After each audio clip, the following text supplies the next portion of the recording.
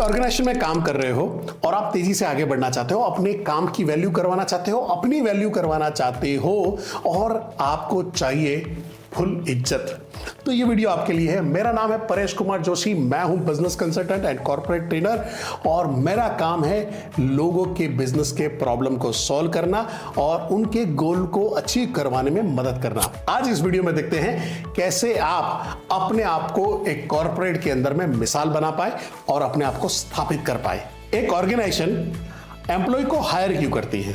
क्योंकि उसके पास कुछ काम है और उसके लिए कुछ आदमी चाहिए और वो पर्टिकुलर स्किल सेट का आदमी चाहिए जो इस काम को बेहतरीन तरीके से कर पाए, बेहतरीन तरीके से कर पाए। वर्ड यही है। तो पहला तो समझना पड़ेगा कि आप जो काम के लिए हायर किए जा रहे हो, क्या उसके अंदर में आपने एक्सपर्टीज डेवलप किया है, क्या उसके अंदर में आप काम कर पा रहे हो, और जब आप उस काम को अच्छी तरह से कर पाओगे तभी मिलेगी फुल इज्जत। एक ऑर्गेनाइजेशन को ऐसा एम्प्लॉय चाहिए जिसके ऊपर वो खुद डिपेंडेबल हो सके, उसके ऊपर रिलाय कर पाए। तो क्या आप ऐसे एम्प्लॉय हो जिसके ऊपर आपके बॉस या आपकी ऑर्गेनाइजेशन रिलाय कर पाए? और वो अगर बनना है तो ये वीडियो को स्टेप बाय स्टेप फॉलो भी करना शुरू करना है। सो कॉर्पोरेट के अंदर में एक रिलायबल टीम मेंबर या रिलायबल मैनेजर या रिलायबल एम्प्लॉय बनने के तरीके क्या हैं? सबसे पहला है वॉक द टॉक। जो बोल रहे हो वो करके दिखाओ, जो बोल रहे हो वो प्रैक्टिस में डालो, जो प्रीच कर रहे हो वो प्रैक्टिस में डालो। अगर ये अलग अलग हुआ है तो आपके कलीग, आपके सबऑर्डिनेट्स, आपके बॉस आप पे कोई भरोसा नहीं करेंगे। पॉइंट नंबर 2, जो भी कमिटमेंट किया है उसको पूरा करो। जो भी आपने टाइमलाइन दिया है उस टाइमलाइन में उस कमिटमेंट को पूरा करो। आपका कमिटमेंट आपकी वैल्यू ऑर्गेनाइजेशन में 10x बढ़ा सकता है कि यार ये आदमी वादे का पक्का है, जो बोलता है वो करता है और जो नहीं बोलता वो नहीं करता है। डेफिनेटली करता है ऐसा वाला काम नहीं है। कॉर्पोरेट के अंदर में वही आदमी चाहिए जो बोलता है वो करके दिखाए। तो अपने कमिटमेंट के पक्के रहिए, टाइम कॉन्शियस रहिए। जो भी डेडलाइन है, टाइमलाइन है, जो भी प्रोजेक्ट को कंप्लीट करना है उसको उससे पहले कंप्लीट करके दिखाइए। अगर मर्यादा दी गई है 6 महीने की, अगर आपने 5 महीने में पूरा कर दिया तो ऑर्गेनाइजेशन के नजर में आप हमेशा आते ही आते हो। आपको कोई टास्क कंप्लीट करने के लिए 3 दिन 4 दिन दिया है और आप 1 दिन या 2 दिन में उसको कंप्लीट करते हो, बढ़िया है उसके लिए। पर होता क्या है, यहां पे मैनेजर को पता होता है कि मेरे को ये काम 3 दिन में चाहिए और वो आपको देता है सिर्फ 2 दिन, क्योंकि वो जानता है जब तक प्रेशर नहीं दिया जाता तब तक डिलीवरी नहीं होता। पर अगर आपने उनकी एक्सपेक्टेशन से फास्ट अगर डिलीवरी देना शुरू कर दिया है, फास्ट वो टाइमलाइन को क्रैक करना शुरू कर दिया है, तो आप पे रिलायबिलिटी बढ़ेगी।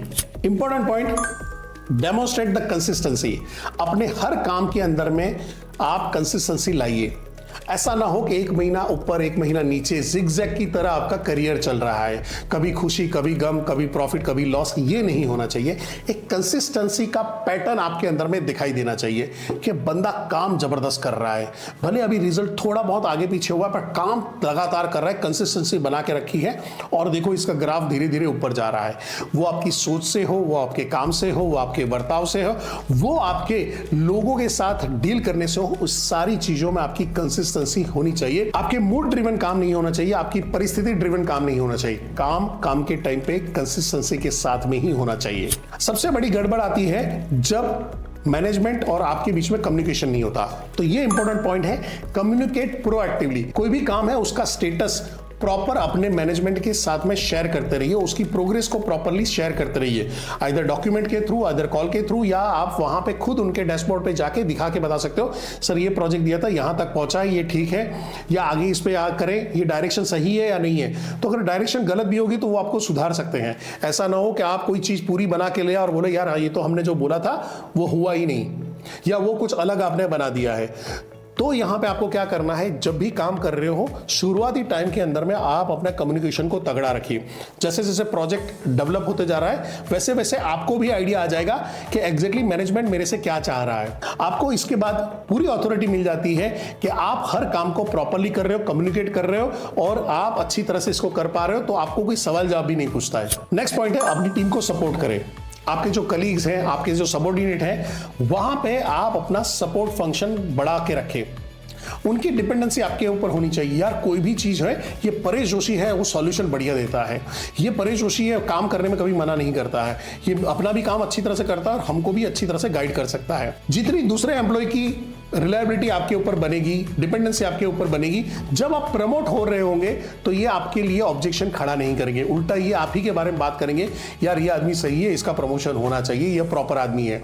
या अगर मैनेजमेंट कोई दूसरे आदमी को प्रमोट कर रहा है तो ये उसका विरोध भी करेंगे, सर ये आदमी डिजर्व कर रहा था, आपने गलत आदमी को चुन लिया है, ये प्रॉपर आदमी है, ये आदमी काम कर सकता है।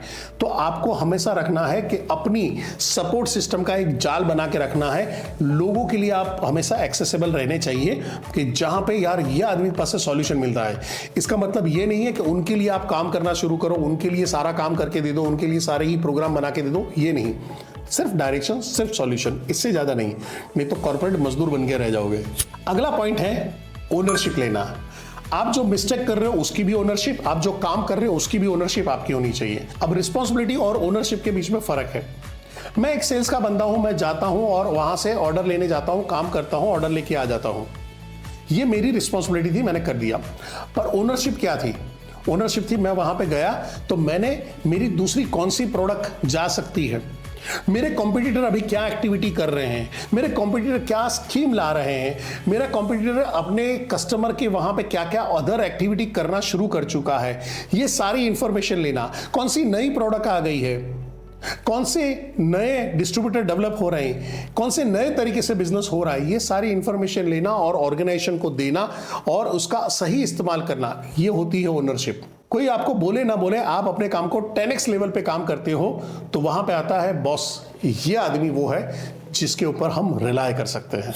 Last but not the least, सबसे important point, strive for excellence. अपने काम से कभी खुश मत रहिए।